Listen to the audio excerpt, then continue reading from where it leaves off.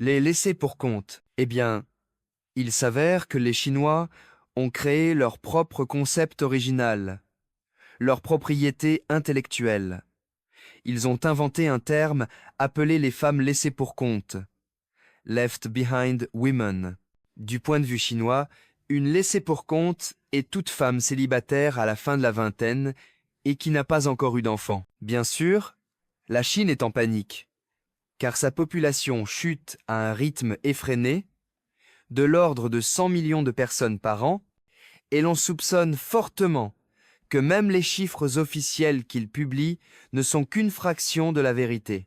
Il tire une grande fierté d'être une nation très peuplée, et lorsque l'Inde les a dépassés pour devenir le pays le plus peuplé de la planète, ça les a un peu ébranlés. Bref, aujourd'hui parlons de nos propres laissés pour compte, de la manière dont elles ont été créées et des retombées culturelles que cela pourrait engendrer. Les fenêtres de fertilité se referment. Quand ma plus jeune fille est née, mon ex-femme avait 36 ans. À l'époque, et je suis presque sûr que c'est toujours le cas, c'était considéré comme une grossesse à risque parce qu'elle avait dépassé. Je ne sais plus si c'est 32 ou 33 ans, mais il y a un seuil que les médecins considèrent comme problématique. Passé cet âge, la grossesse devient à risque. Je sais bien qu'il y a des femmes qui ont des bébés dans la quarantaine. Je crois même avoir entendu parler d'une femme qui a accouché dans la cinquantaine, mais ces situations sont de loin des exceptions.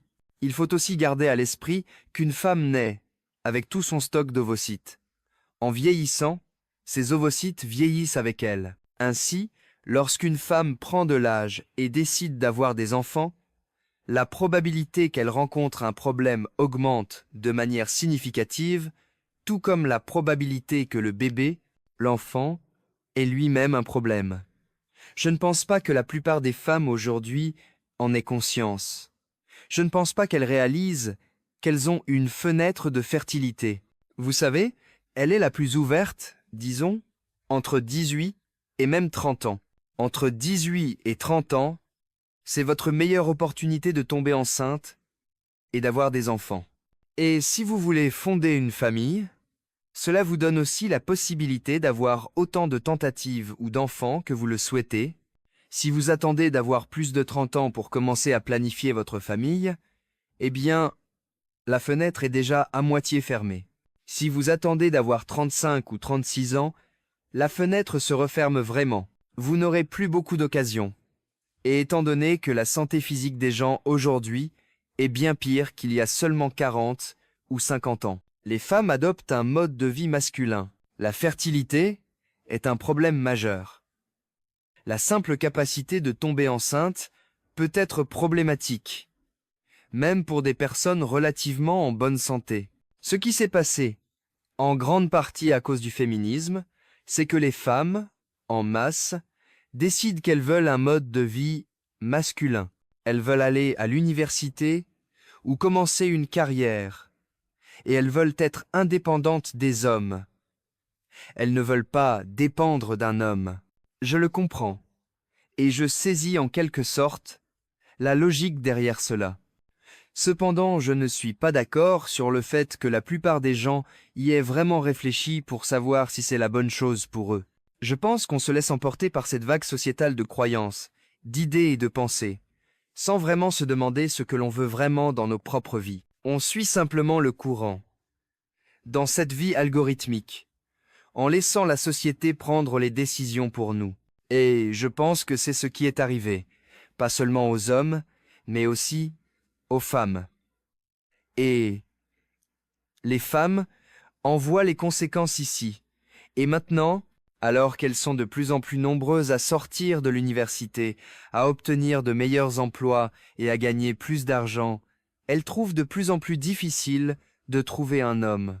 De plus, à cause de toutes les injustices subies par les hommes devant les tribunaux aux affaires familiales au cours de la dernière génération, les hommes sont de moins en moins enclins à vouloir se marier. De plus en plus de jeunes hommes prennent la décision de rester célibataires. Ainsi, le bassin de partenaires potentiels pour le mariage se rétrécit chaque jour à mesure qu'une femme vieillit. Au moment où elle atteint le milieu de la trentaine, la probabilité qu'elle puisse fonder une famille est très, très, très faible. Maintenant, pensez à sa trajectoire de carrière. On parle ici d'une femme plutôt instruite. Elle obtient sa licence vers 22 ans, peut être un master à 26 ans. Elle a donc investi beaucoup de temps et d'argent dans ce processus. Elle enchaîne quelques emplois, elle commence à construire une carrière. Avant d'obtenir un poste qui en vaille vraiment la peine, il faut probablement travailler environ 5 ou 6 ans dans un domaine particulier avant que quelqu'un vous fasse suffisamment confiance pour vous confier un poste à responsabilité. Supposons donc qu'à 30 ans, elle décroche le job de ses rêves. Maintenant que vous l'avez, vous ne voulez pas tout quitter, vous voulez gravir les échelons. Vous y investir à fond, commencez à vraiment vous plonger dans cette carrière et en tirer le meilleur. 5, 6, 7 ans passent, et cette fenêtre biologique, cette fenêtre de fertilité, se referme. Qu'allez-vous faire? Comment allez-vous avancer? Démissionnez-vous maintenant? Et si vous n'avez pas de petit ami? Si vous n'en êtes pas au point où vous êtes prête à vous poser, vous n'êtes pas dans une relation, vous avez consacré tout ce temps, cette énergie et cet argent à une carrière, mais est-ce vraiment ce que vous vouliez? Fonder une famille, est-ce quelque chose que vous désirez vraiment? Je sais qu'il y a beaucoup de femmes qui ont suivi cette voie, qui sont arrivées au milieu ou à la fin de la trentaine, et qui ont réalisé que cela n'arriverait pas pour elles, que leur rêve de famille n'était que ça, des rêves, et qu'il n'y avait aucun moyen pour elles de passer de leur situation actuelle à un état où elles pourraient réellement avoir la famille qu'elles veulent. Sans passer par l'adoption ou une insémination artificielle, vous savez, en achetant du sperme dans une banque de sperme. Qui sait, j'imagine qu'il y a des moyens de le faire, mais certainement pas de la manière. Vous savez, les femmes sont toujours dans ces illusions de contes de fées sur la vie, mais ça ne réalisera aucun de ces rêves. Il faudra passer par beaucoup de méthodes alternatives, dirons-nous. Qui élève les enfants? Imaginons un autre scénario. Disons qu'à 35 ans, elles se marient et ils ont un bébé. Vous avez maintenant un homme et une femme qui travaillent tous les deux, et ce petit bébé qui veut une maman et un papa pour l'élever. Qui va être celui ou celle qui prendra un congé pour faire ce travail? Et si financièrement, c'est difficile pour vous de vous en sortir, parce que vous vous êtes installé dans une de ces zones urbaines où le coût de la vie est exorbitant. Maintenant, vous allez devoir trouver un moyen de tout faire fonctionner. Oui, en gros, vous allez devoir laisser quelqu'un d'autre élever votre enfant. Ce sera la crèche et ce genre de choses qui seront le principal moyen d'élever votre bébé. Est-ce juste pour le bébé? Est-ce juste pour cette petite personne qui va grandir en étant élevée par des garderies, par une nounou ou par une autre méthode?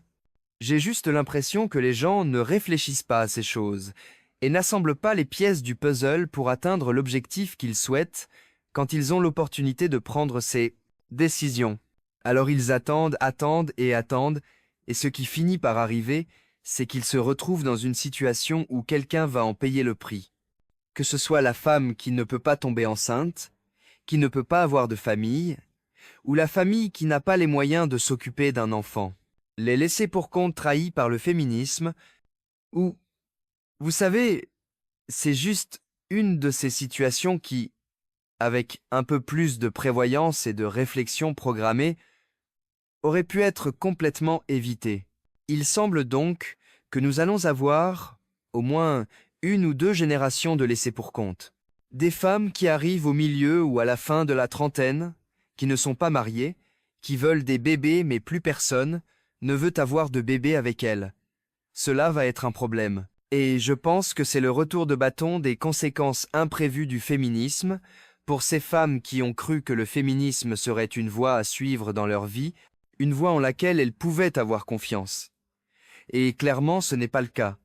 Sauf si vous appréciez l'idée de ne jamais être mère.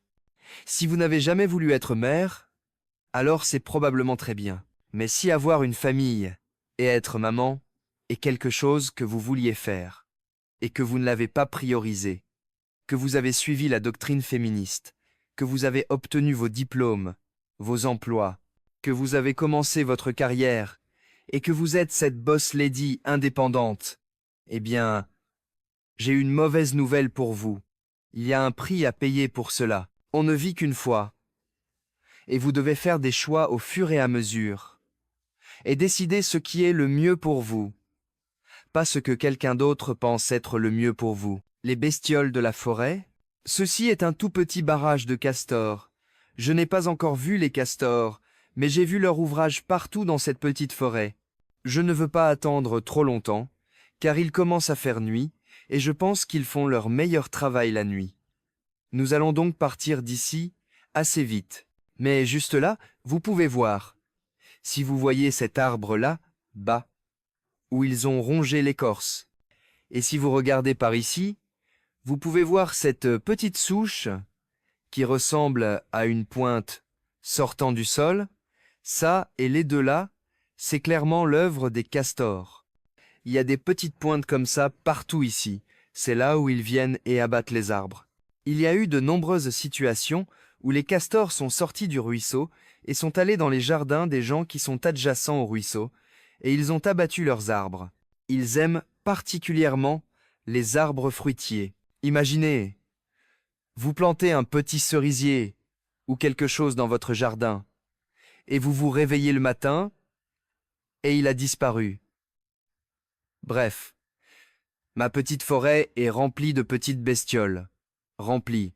Je voulais juste partager ça avec vous. Faites passer le mot. Voilà les amis, c'est tout ce que j'ai pour vous aujourd'hui. J'espère que vous avez apprécié la vidéo.